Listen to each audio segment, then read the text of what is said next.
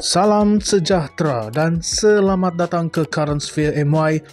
Isu yang akan kita kupas pada video kali ini ialah adakah isu rasuah dalam GRS menjadi faktor utama yang mendorong Datuk Seri Bung Mokhtar Radin untuk menolak sebarang kerjasama dengan Gabungan Rakyat Sabah GRS dalam pilihan raya ke-17 nanti.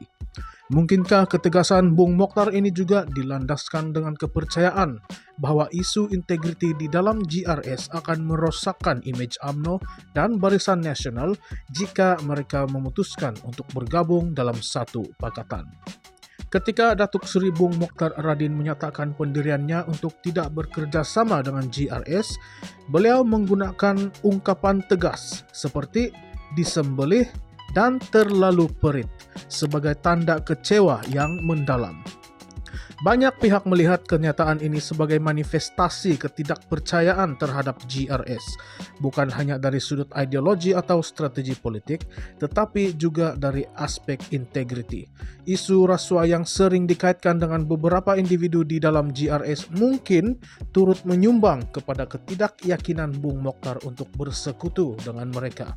Rakyat Sabah telah lama menginginkan perubahan yang bersih dari amalan rasuah dan penyalahgunaan kuasa. Mereka semakin sedar akan pentingnya memilih pemimpin yang berintegriti dan bebas dari tuduhan rasuah.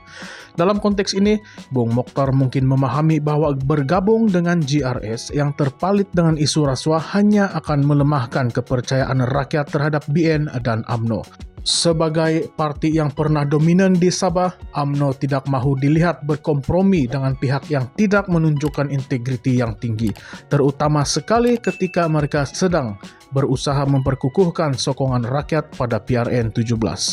Tambahan pula, isu-isu rasuah dalam GRS telah mencipta persepsi negatif di kalangan pengundi yang muak dengan pentadbiran yang tidak telus. Hal ini menyebabkan situasi menjadi lebih mencabar untuk BN kerana mereka perlu menampilkan diri sebagai alternatif yang lebih bersih dan jujur. Seandainya BN memutuskan untuk bergabung dengan GRS, ini mungkin akan mengundang kritikan dan skeptisisme dari rakyat kerana seolah-olah UMNO Sabah bersedia untuk bertolak ansur dengan pihak yang terlibat dalam isu integriti semata-mata demi kelangsungan politik. Keputusan Bung Mokhtar untuk tidak bersekutu dengan GRS juga memberikan satu mesej jelas bahawa UMNO Sabah mahu berdiri teguh dengan prinsip integriti meskipun terdapat desakan politik dari pihak pusat atau gabungan lain. Sekiranya UMNO Sabah dapat menonjolkan diri sebagai parti yang konsisten dalam mempertahankan prinsip anti rasuah dan bersedia untuk tidak bergantung kepada gabungan yang diragui integritinya, ini mungkin akan meningkatkan keyakinan pengundi terhadap mereka. Di sebalik semua ini, isu rasuah dalam GRS menjadi salah satu faktor yang kritikal kerana ia membawa risiko terhadap imej keseluruhan gabungan yang bakal ditubuhkan kelak. Dalam lanskap politik yang semakin terbuka dengan pengawasan masyarakat dan media, isu-isu integriti kini menjadi faktor yang boleh menentukan menang atau kalahnya sesebuah parti. Rakyat Sabah, khususnya generasi muda, semakin lantang menyuarakan keperluan untuk menolak politik yang terpalit dengan amalan rasuah dan penyalahgunaan kuasa. Oleh itu, Bung Mokhtar mungkin akan mengambil kira hakikat ini ketika menolak kerjasama dengan GRS. Jika UMNO Sabah berjaya memposisikan diri sebagai alternatif yang bersih dan bebas dari unsur rasuah, ia bukan saja membantu menarik pengundi yang dahagakan perubahan, tetapi juga memperkukuhkan sokongan dalam kalangan penyokong setia mereka. Dengan berpendirian tegas, Bung Mokhtar seolah-olah menghantar mesej kepada pengundi bahawa UMNO Sabah akan mempertahankan prinsip dan tidak akan berkompromi dengan mana-mana pihak yang dianggap boleh mencemar integriti mereka. Secara keseluruhannya, isu rasuah dalam GRS memberi kesan langsung terhadap keputusan UMNO dan BN di Sabah.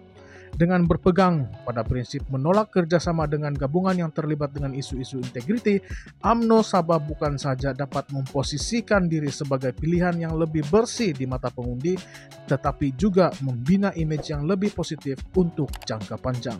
Bagaimanapun, cabaran utama adalah memastikan pendirian ini konsisten sehingga hari pengundian, karena perubahan dalam politik boleh berlaku pada bila-bila masa sahaja. Keputusan Bung Mokhtar dan UMNO Sabah untuk kekal tegas dalam soal integriti mungkin memberi mereka kelebihan dalam PRN 17, terutama sekali jika mereka mampu membuktikan kepada pengundi bahwa UMNO Sabah serius dalam memperjuangkan pentadbiran yang lebih bersih. Sekiranya UMNO dan BN dapat mempertahankan pendirian ini, mereka mungkin berpeluang meraih sokongan besar daripada pengundi yang mencari perubahan sebenar di Sabah. Baiklah, apakah pandangan kalian?